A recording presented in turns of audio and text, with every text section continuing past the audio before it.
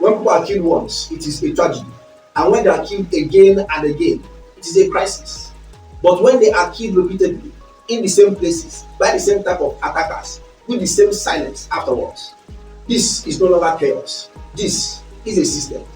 Tonight we are here not for emotions. We are here for understanding. I'm your host, Ilejuku Alex. Joining me in the studio is Chuks Madu, a lecturer in the Federal University, trained in public administration with a master's degree in social policy and currently pursuing a PhD in the same field. He is deeply committed to research and social policy analysis. And tonight, we will examine this crisis not from rumor or sentiment, but from structure, policy, and consequence. Good evening. Good evening. I noticed that Hamatan is very scarce this year. Yes, we are free with that. I hope the crisis in Nigeria is not affecting our dear Hamatan. Okay, let's jump into it. I have just 3 questions this evening before we enter into the main event in other episodes. The first question is, from your observation, at what point does repeated violence stop being insecurity and begin to look like a system? I repeat. From your observation, at what point does repeated violence stop being insecurity and begin to look like a system? All right. Okay. Thank you so much. Thank you for the opportunity. Now, when we look at on violence, and actually I look at it from the point of when the injury is being meted out to a certain group of people, and when this targeted set of people, when it becomes a reoccurrence, then it makes it raise an eyebrow where people start asking questions. Why? Why this set of people? Now, when you look at the according to Amnesty International, that's from 2023 to 2025. So according to their report, it has shown that virtually from about 97,000, right, about 9,000 people have been killed from this region. Looking at Benue State in particular now, Plateau, we have about 2,000 something people killed, and then when we talk about displacement, about a humongous number of about 4,000, sorry, 450,000 people have been displaced from their livelihood, their community. A lot of them has been chased out of these communities. You have so many number of them in IDP camps. Self practicing in the state. So when you see this in your occurrences, it begins to make one wonder why this set of people. And in all sincerity, I respect when people say, look, yes, the Christians are not just being targeted, right? But from training and all that, we tend to look at the trend and the patterns. When a particular something becomes in the occurrence, it keeps happening. Then this start raising question aspect. Why this set of people? Right? And that is the question. And like I said, I respect it when they say this target is not just a particular set of people. But two truths can coexist. Right? Two truths can coexist. But what I intend to look at or explain on this aspect is why these numbers? Why these areas? And I think these are the questions that people should be asking. Why the numbers? Okay. Who are the set of people you are thinking? Because you just said that you respect the fact that people are saying that it is not only Christians. Yes. Now, who are the people? Is it tribe? Is it religion? And if it's religion, what is the denomination of that religion? So, who are those people you think that? Because as you have respected the fact that people are saying, oh, it's not Christians. Now, who and who do you think is being targeted? Because from what you're explaining, that you say that it's now a system. And if it's a system, there are a certain number of people or persons that are being targeted.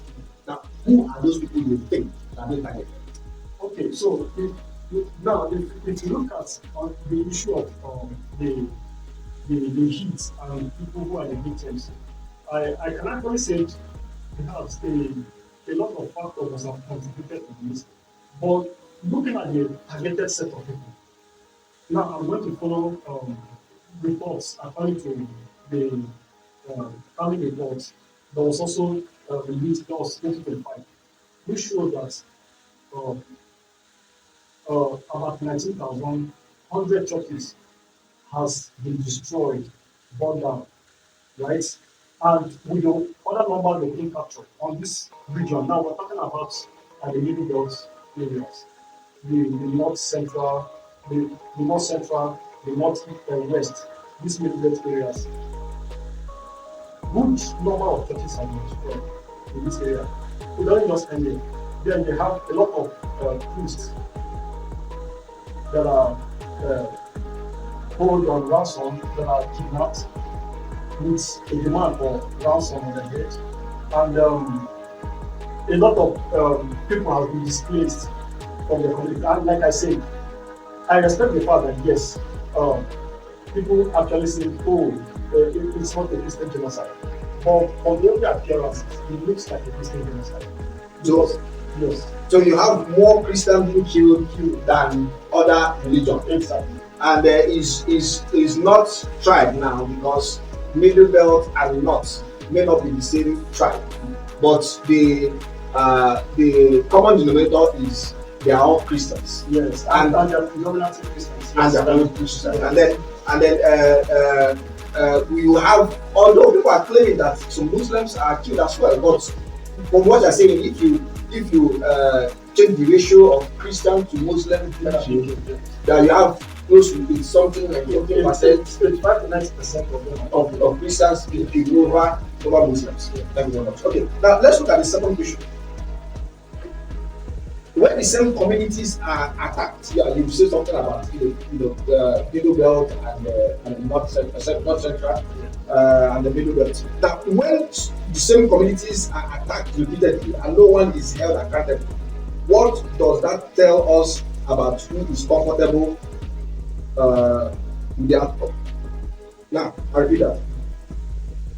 When the same communities are attacked repeatedly and no one is held accountable, what does that tell us about who is comfortable with the outcome?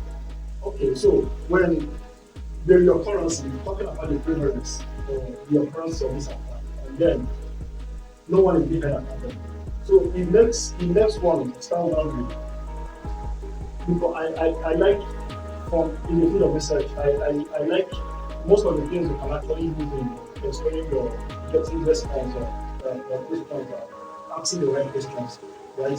So the thing that begins, you start looking at who are responsible. We have a discussion that are responsible in ensuring that the lives and property of people are properly safeguarded.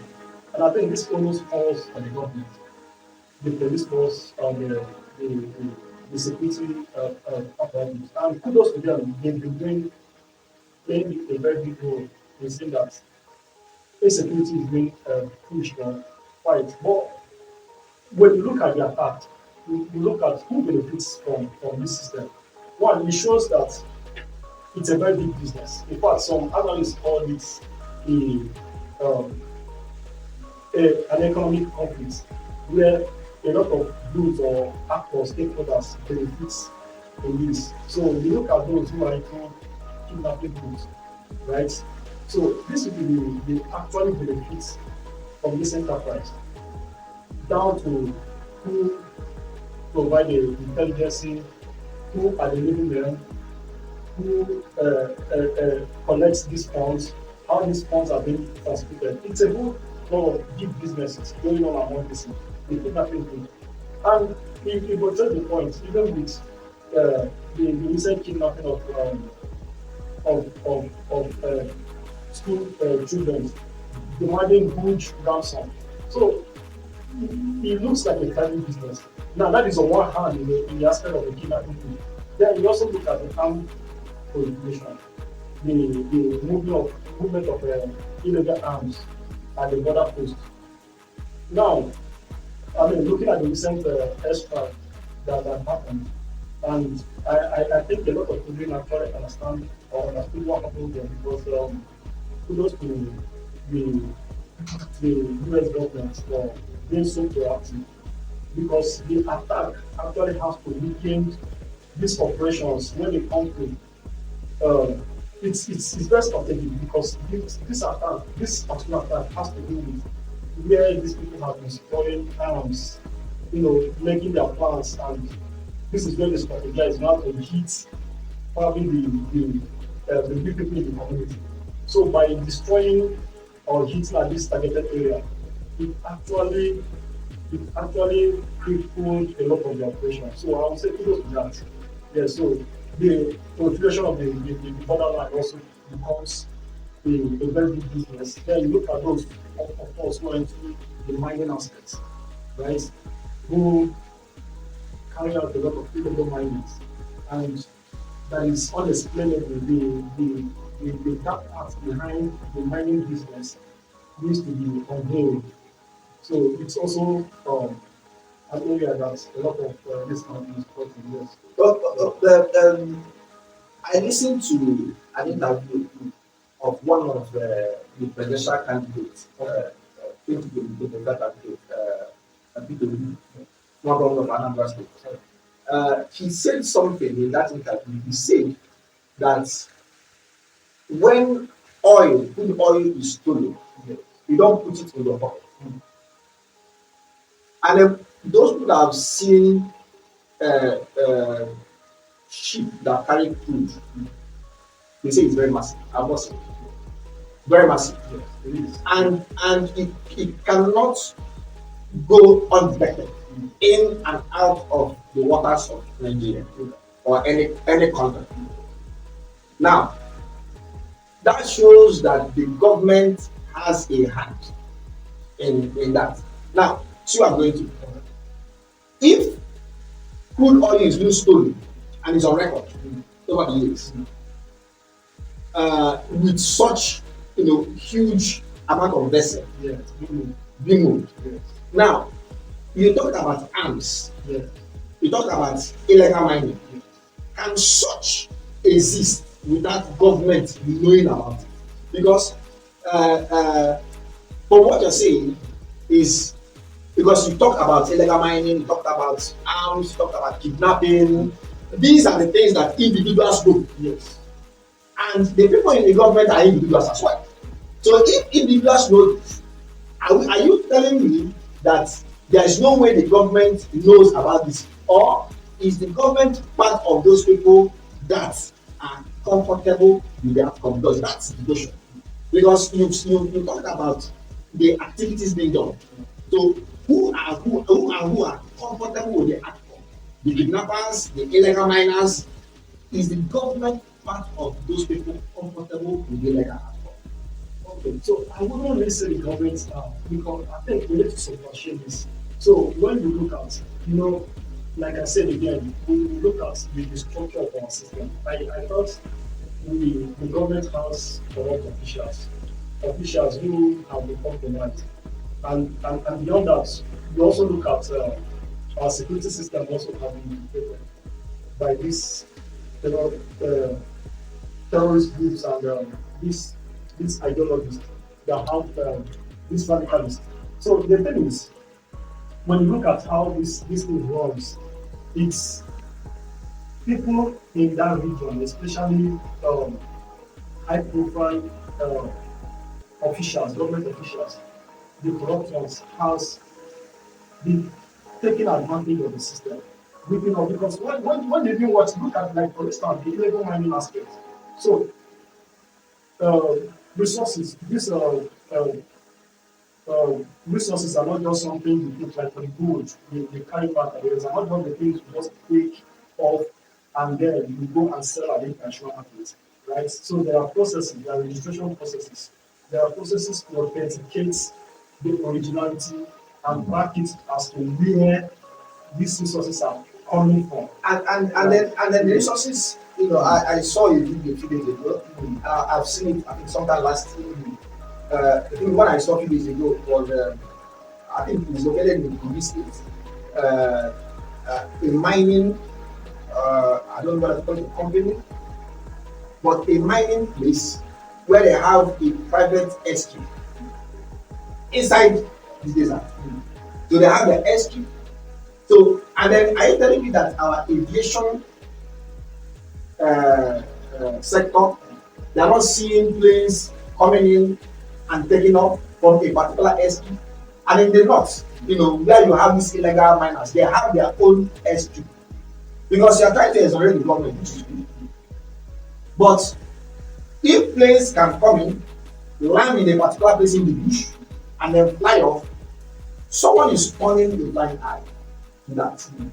We call it corrupt officials. Yes. How long can we tolerate that?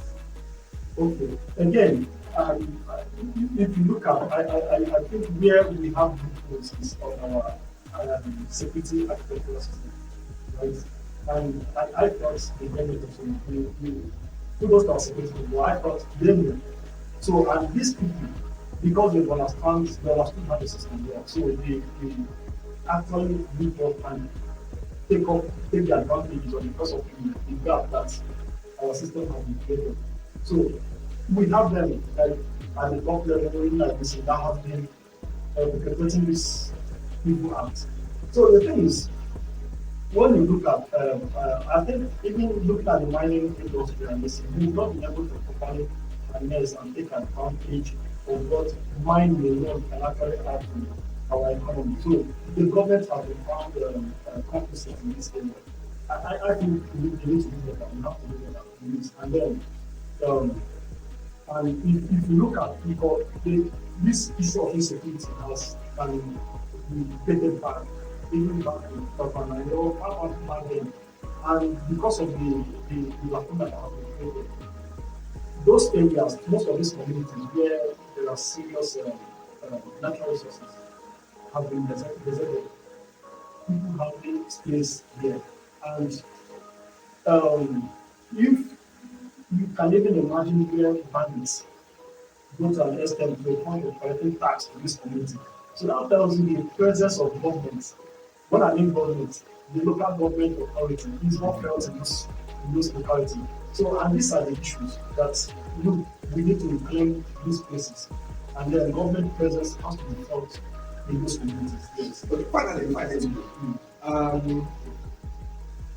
as individuals, how can we combat insecurity in Nigeria, especially in times like this? Although we touched it, we talk about government, we talk about security agencies.